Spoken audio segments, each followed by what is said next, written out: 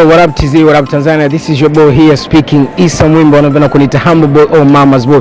Kama kawaida ukishasikia sauti hii unajua something big is about to happen now. Guess what?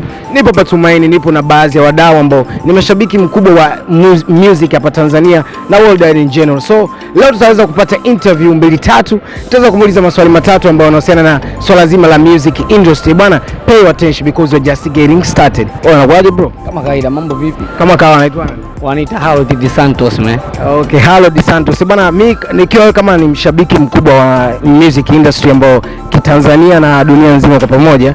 Je, nataka nikuulize maswali matatu ambao swali la kwanza ni kwamba je, wewe kama mshabiki au mchambuzi wa muziki, je, unafikiri kama wasanii wa Tanzania imadi kuweza kwenda international, I mean kuhit worldwide, je, unastahili kwamba ni lazima sana wa switch waimbe Kiingereza na kuacha lugha yao ya Kiswahili imadi waweze kwenda international? Wasanii wa Bongo ili waweze kwenda international, Kiingereza sio issue ya msingi sana, ila ni jambo muhimu. Kikubwa ni creativity tu, ubunifu. Unaweza kuona Mondi mpaka anaenda international kwa sababu ndo msanii ndo kama icon ya Tanzania, tunamtazama yeye. Hadi anaenda international, sio kwamba eti kuna time alikuwa anaimba Kiingereza, hapana, ila ni ubunifu aliokuwa nao. Unaweza kuwa mbunifu kwenye mashairi. Kuna wasanii hata Nigeria tunaweza tukawatumia kama mfano. Ashake ni moja kati ya wasanii ambao anafanya muziki ameenda international, lakini Kiingereza cha Ashake ukikisikiliza ndani yake kuna lugha zile za Kiniger, makabila ya Kinigeria, lakini watu wanapenda saundi nzuri iliyopigwa mule, namna anavyoimba na muziki namna ulivyotengenezwa. Ndio kitu cha msingi. Kwa hiyo kitu cha msingi na kitu kizuri ni kwamba kuwa tu mbunifu kwenye mashairi yako hadi ma producers, kwa sababu issue pia sio msanii pekee. Unajua kuna issue ya muziki, tunapozungumzia muziki mpaka producer naye ni msanii. Kwa beat kali itakavyotengenezwa, mashairi namna alivyoimba, kila kitu kitachofanyika kwenye kile muziki ndio kitakubeba muziki wako uende nje. Leo tunamwangalia kama DJ mmoja anaitwa DJ Traveler, kama utakuwa unamfahamu. Anampata DJ Traveler, anapiga sana ngoma zake Ujerumani. Huyu jamaa yupo Ujerumani, anapiga sana muziki wa Singeli. Singeli mimi hakuna neno la Kiingereza linaloimbwa hata moja, lakini ni mdundo wa Singeli ulivyoimbwa, namna msanii anavyo sound kwenye ile beat, wale wazungu wanajikuta wanapenda. Kwa sababu kitu cha kukufanya wewe msanii uende international ni creativity. Lugha inafuata baadaye. Harmonize ameshai kuimba lugha Kiingereza mara kibao, lakini shai kusikia hata nyimbo yake inapigwa Marekani? Hapana. Inapigwa Nigeria.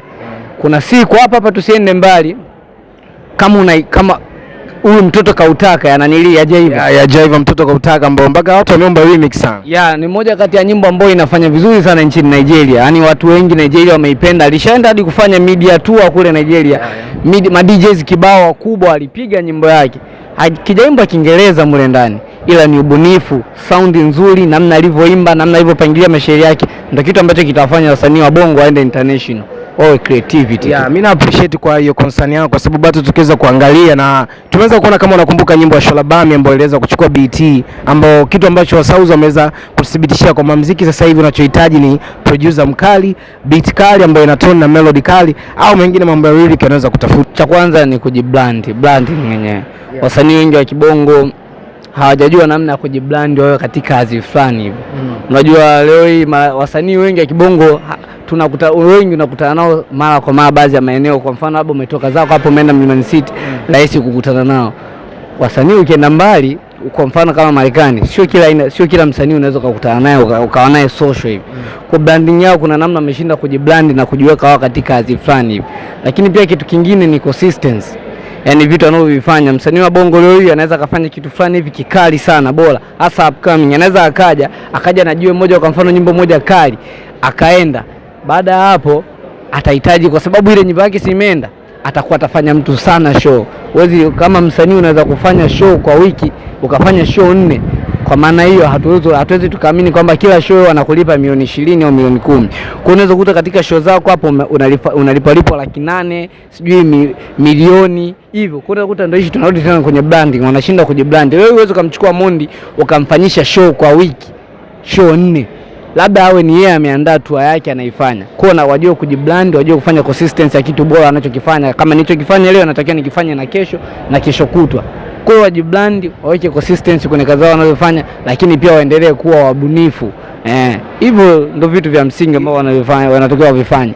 Appreciate my brother. Na tukija swali langu la mwisho, wewe unahisi ni vitu gani vinakwamisha female artist wasanii wa kike ambao wanapatikana East Africa, vitu vinaambao wafanya swende worldwide, ukiachana na wasanii wengine kama akina Tyler ambao tayari washatengeneza jina lao, lakini je, nini kinakwamisha wasanii wa kike wa Tanzania au East Africa kwa ujumla kushindwa kwenda au kuhit worldwide kama ilivyokuwa kwa wasanii wa kike kutoka South Africa na Nigeria?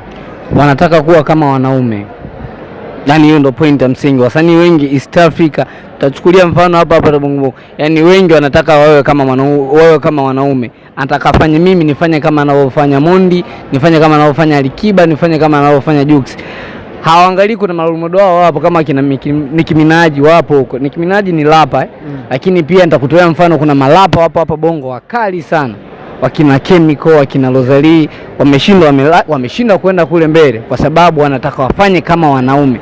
Wangefanya kwenye pati yao kazi ya female, kama mimi nafanya kama mwanamke, nijibrandi kama mwanamke, nifanye vitu kama msanii wa kike, nijue namna huyu alipitaje, huyu msanii wa kike mbona Tyler ametoboa anafanya hivi, alifanyaje yeye kama msanii wa kike ili aweze kwenda mbali. Lakini wao wanataka wafanye vitu kama wanaume, washindane na wanaume.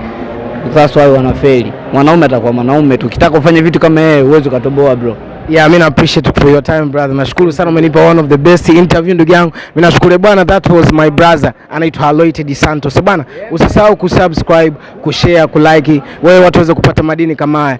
It was your boy here, Issa Mwimbi. Wanapenda kuniita Humble Boy. Bwana, Mama's Boy nimemaliza. We are done here. Ciao.